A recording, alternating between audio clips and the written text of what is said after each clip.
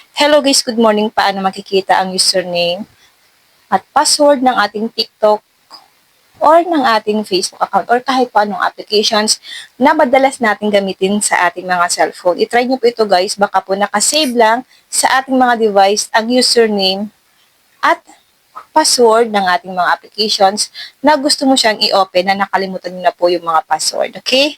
Ngayon, open lang natin ang phone settings. Scroll down.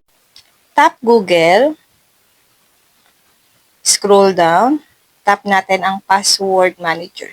Save and manage your passwords to sign in on any device. Tap lang natin to guys, continue.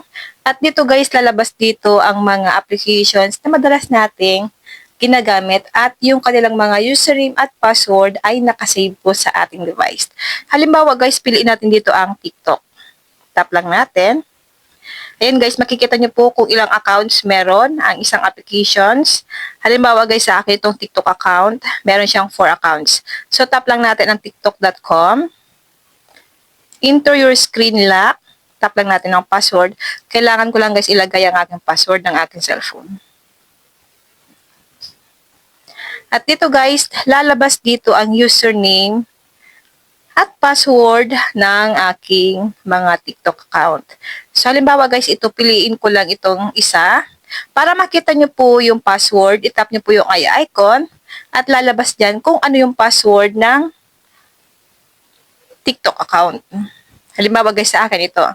So, makikita nyo po talaga agad yung username at password ng ating TikTok account. Back lang natin. Halimbawa naman guys, yung Facebook. Tap lang natin yung Facebook. Lalabasin dito yung username. At para makita natin ang password, itap nyo lang po yung icon para lumabas po ang password ng Facebook.